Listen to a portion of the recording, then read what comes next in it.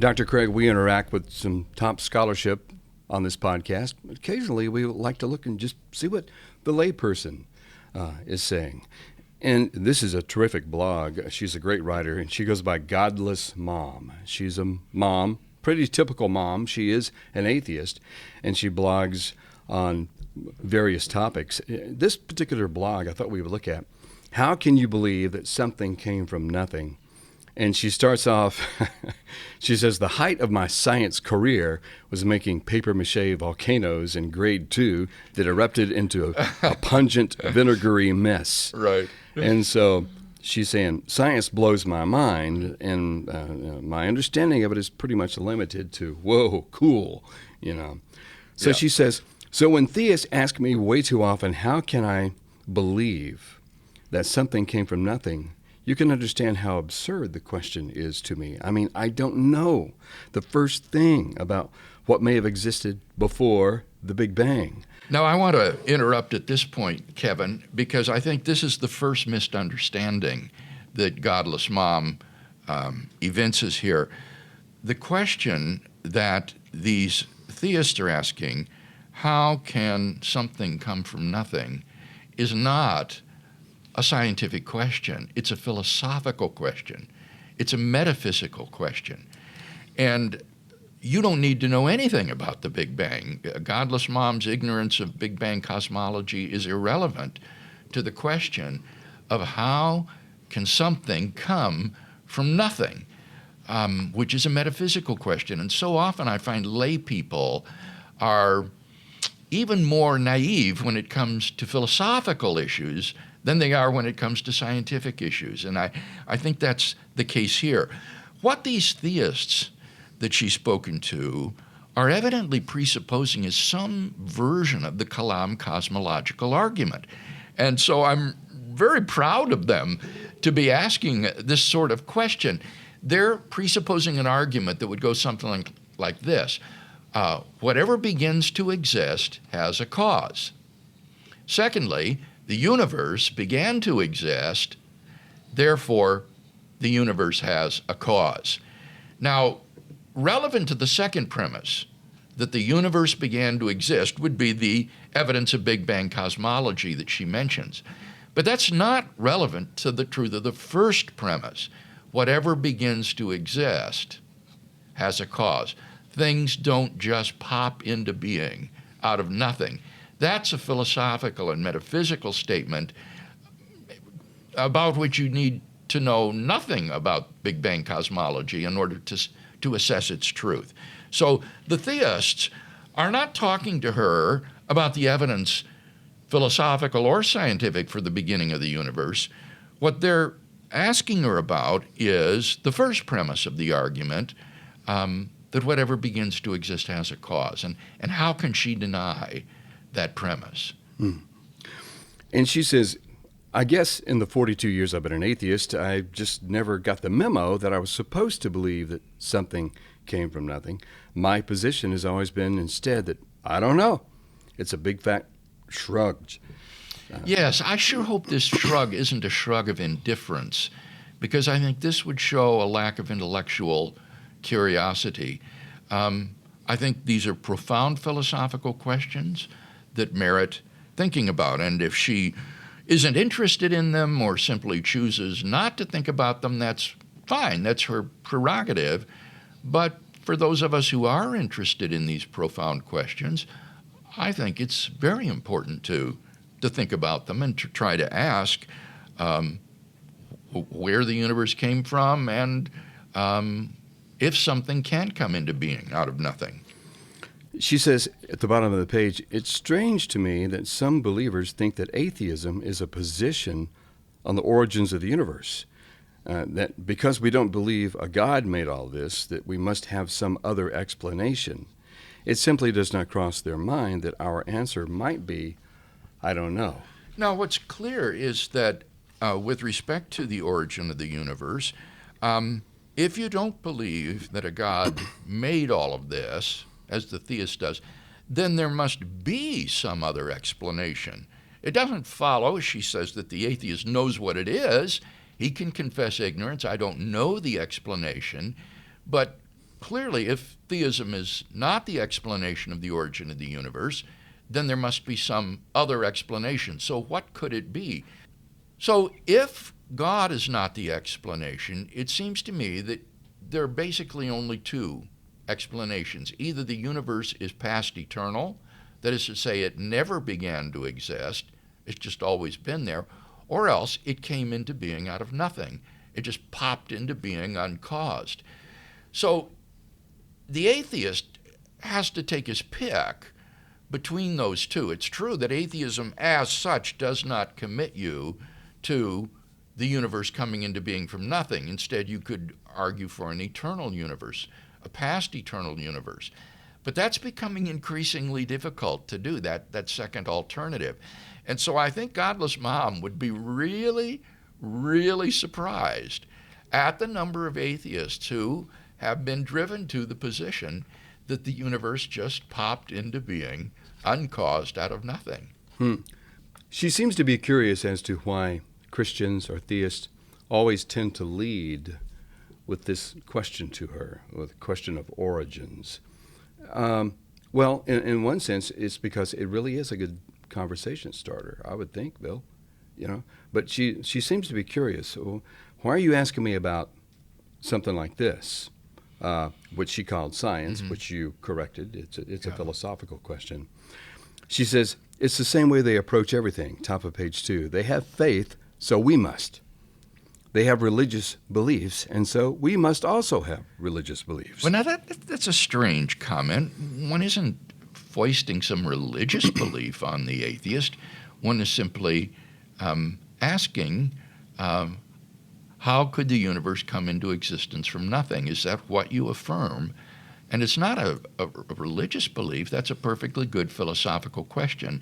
Now, it's always open to the atheist to say, well, the universe didn't come into being uncaused from nothing. It's past eternal. Matter and energy have always existed in different configurations and forms. But then you've got to answer the philosophical and scientific evidence against the past eternality of the universe.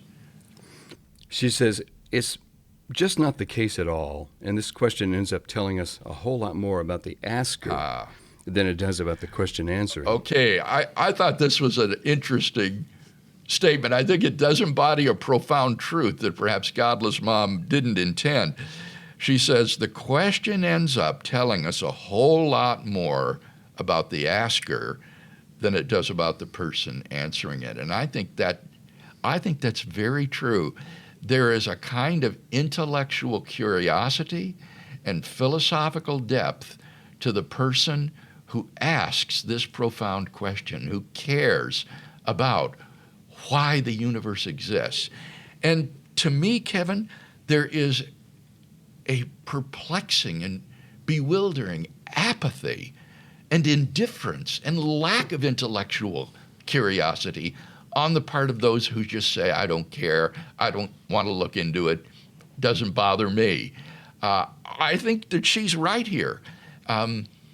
This question, I think, does say a lot more about the person asking it than some of the people answering it. And it betokens the intellectual depth of the person who is asking this question, honestly. She says, it tells us that the theist is so uncomfortable with the state of not knowing that he cannot fathom someone okay with it. We must have an answer of our own. Not that you must have an answer, but there must be an answer. I see this a lot, Bill. When I look through the blogs, it's always this, hey, it's okay to say, I don't know. Your certainty, that you're foisting upon us seems a little contrived and things like that. And it's important to help folks understand one isn't claiming certainty. One's claiming the weight of the evidence or probability. I think that it's highly probable that the universe did begin to exist. That seems to be the view that prevails among contemporary cosmologists. Even Lawrence Krauss, a determined anti-theist, in our dialogue in Australia said that he thinks it's probable that the universe did begin to exist, which is all that I'm claiming. And that something cannot come into being from nothing, there, I think that's overwhelmingly probably true. To me, it's a metaphysical absurdity that being should come from non-being. So we would just, I think, want to encourage Godless Mom to think about these questions and to begin to explore rather than to be intellectually inert and indifferent about these profound issues. These are questions which have occupied the greatest minds in the history of philosophy. And we shouldn't just ignore them, I think. Yeah. And Bill, I like your tact. Either in debates or in lectures, dialogues, you always say, I think that X is the case, and here's why. And so that offers probably the biggest disclaimer in the world. I think that this is the case, and here's why I think it. Yes. Now, if you want to call that arrogant and a know-it-all, well, I don't know what to tell you. It's not, and certainly we don't want to come across that way. She says, the thing is, though, we are okay with not knowing. There are plenty of things we don't understand at this stage in human knowledge, and the best thing about being able to admit we don't know is that it leaves room for investigation. Aha, now there is the key. Being able to admit that you don't know leaves room for investigation. And that's what I'm pleading for. Investigate. Look into it. See what the arguments and evidence suggest. But don't simply remain in your ignorance due to indifference. And Bill, if we could look here as we wrap it up at some of the comments. She asks some of her friends on Twitter and her blog, okay, what do you say? What do you say when someone asks you, how can you believe something came from nothing? One person replied, I don't believe that. This is a lie that apologists constantly tell about atheists. Why not investigate yourself what atheists actually believe rather than making assumptions? Now, this person obviously has not read the atheist literature, because when you read how atheists respond to this question, as I say, increasingly they are driven to deny the first premise of the argument, that whatever begins to exist has a cause, and they'll try to provide justifications for that. So this is not a lie that apologists have said about. This is a position that is prominent in the atheistic literature. Well, Mr. Spock says the same thing. I asked them, who made that claim? Well, for example, Quentin Smith, my friend and non-believing colleague from the University of Western Michigan, a metaphysician and philosopher of science. And Quentin argues strenuously that the evidence of contemporary cosmology requires that the universe is finite in the past and had an absolute beginning. And he says that the best explanation of the origin of the universe is that the universe came from nothing, for nothing, and by nothing. Exactly. Pretty famous for that. This is interesting here. This person, Alan, says, I would say that the question only makes sense if you assume nothing is the default state of reality, an assumption that has no objective basis to take.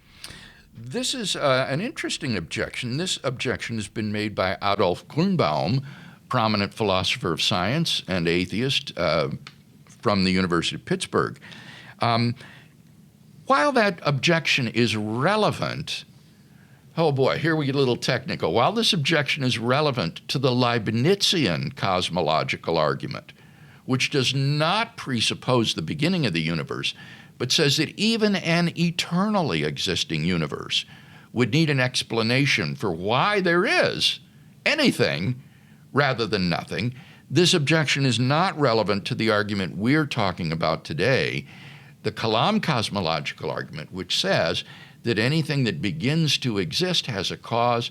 The universe began to exist, and therefore it follows that the universe has a cause. That is a deductively valid argument, and I think both of the premises are true, and therefore the conclusion follows necessarily.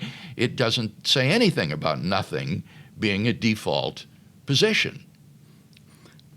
In conclusion, Bill, it seems that Godless Mom is identifying perhaps a compliment that the Christians often pay atheists. That is, oh, you're an atheist? Well, then you must be interested in science and philosophy. You must think about these things, yeah, too. you must think about these things. She's going, no, I don't know.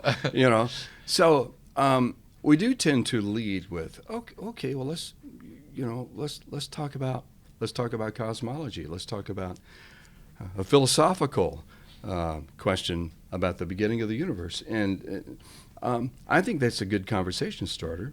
But and then go through your material, with them. But I'm trying to see why what she's so allergic to here, and it might just be that she feels like she's bombarded with that a lot, and she doesn't know. But again, I would just say that it's kind of a compliment, I think it is. It assumes that the person you're having your conversation with is an intellectually curious person, a deep thinker who cares about these deep philosophical questions, rather than just sports and entertainment and celebrities. So I think that it does pay the unbeliever a sincere compliment to ask these sorts of questions.